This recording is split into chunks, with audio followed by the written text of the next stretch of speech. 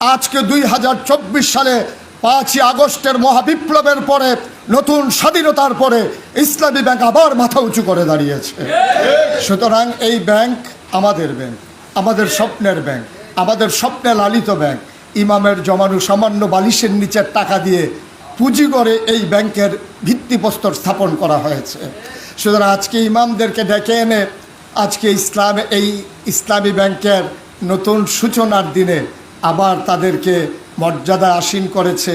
ইসলামী bank তাদের সহযোগিতা চেয়েছে, স্যালুট জানাই সেই সমস্ত কর্মকর্তাদেরকে যারা রোগ অনুযায়ী ওষুধ চিহ্নিত করতে পেরেছে। ইসলামী ব্যাংকে যদি আবার এগিয়ে নিতে হয়, আগের মতো নয়, আর চাইতে যদি আরও ভালো অবস্থানে নিতে হয়, তাহলে আমি বিশ্বাস করি যে চেতনা তারা লালন করেছেন এটাই প্রকৃত চেতনা। এই বাংলাদেশে ইসলামী ব্যাংকিং ব্যবস্থাকে, অর্থ ব্যবস্থাকে যদি উন্নত করতে হয় তাহলে এই আলেমদের কোনো বিকল্প নাই। এই আলেমরা যেদিন আবার মোল্লা নাজিম যেমন করে বলেছেন, আলেমদের মিম্বারে ওই নিচের খুতবার পরে যেখানে তিনি বিশ্রাম নেন, ওখানে যখন ইসলামী ব্যাংকের ক্যালেন্ডারটা থাকবে, ভক্ত সুধীর যখন দেখা করতে আসবে তখন তারা বুঝে নেবে যে ইসলামী ব্যাংক ইমামের ব্যাংক, সুতরাং ইসলামী ব্যাংক মুসল্লিরও ব্যাংক। ইমামের ব্যাংক হতে পারলেই তো মুসল্লির ব্যাংক হবে, সীমাবদ্ধতা আছে। একবিংশ শতাব্দীর সূচনা লগ্নে গোটা বিশ্বকে যখন বলা হচ্ছে কম্পিউটারাইজড, গোটা বিশ্ব যখন গ্লোবাল ভিলেজ, এই মুহূর্তে এই অর্থনৈতিক চ্যালেঞ্জ গ্রহণ করা বড়ই কঠিন। তবে মনে রাখতে হবে, সুদ ভিত্তিক, সুদ মুক্ত ব্যাংকিং ব্যবস্থার নাম কিন্তু ইসলামী ব্যাংক না। কারণ সুদ মুক্ত করার পরেও এই ইসলামের দৃষ্টিতে অর্থনৈতিক ক্ষেত্রে আরও অনেক ধরনের প্রতারণার জায়গা আছে। ইসলামী ব্যাংক সুদ মুক্ত, এটার উপরে আমরা সন্তুষ্ট না। ইসলামী ব্যাংক শরিয়া মোতাবেক, এটা আমাদের প্রাণের দাবি ইনশাআল্লাহ। আমরা সুদ মুক্ত শুধু চাই না, আরও যত ধোঁকাবাজি আছে, আরও যত প্রতারণা আছে, চিহ্নিত করে সেখান থেকে তার ইসলামী ব্যাংকের ডেস্ট্রয়ের জায়গা থেকে তাকে একেবারে স্বকীয় চেতনায় এগিয়ে নিয়ে আসতে হবে। এটাই হচ্ছে মোট কথা। মনে রাখতে হবে, সুদ আর মুনাফা এক জিনিস নয়। প্রবর্তন করেছেন নবীজি আম্মাজান খাদিজার মাধ্যমে ইসলাম শুরু হওয়ার আগে, অর্থাৎ নবীর নবুয়ত প্রকাশ পাওয়ার আগে। নবীর যখন 25 বছর, আম্মাজান খাদিজা রাদিয়াল্লাহু তাআলা আনহা তার 2 জন স্বামী এবং তার বাবার থেকে যে সম্পদ পেয়েছিলেন, পুঁজি পেয়েছিলেন, বিনিয়োগ করার মতো কোনো জায়গা পাচ্ছিলেন না।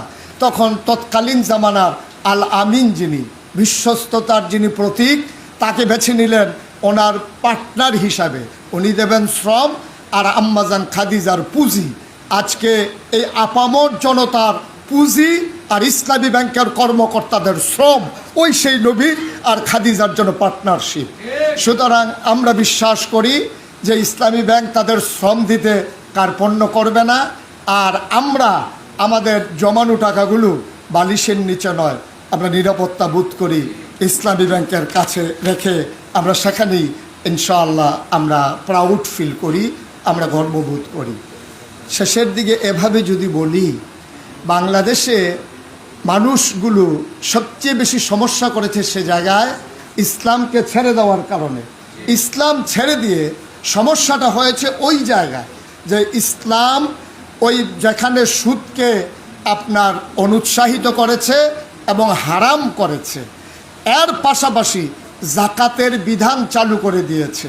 সুতরাং আপনি যদি মনে করেন যে আমি ইসলামী ব্যাংকে অ্যাকাউন্ট করা জায়েজ কি না জায়েজ, এই প্রশ্ন না তুলে আপনি ওলামায়ে কেরাম যারা, ইসলামিক স্কলার যারা, অর্থনীতিবিদ যারা, তাদের রায় হচ্ছে ইসলামী ব্যাংকে অথবা ইসলামী ভাবধারায় বিনিয়োগ করা জায়েজ না জায়েজের প্রশ্ন নয়, এটা ফরজের প্রশ্ন।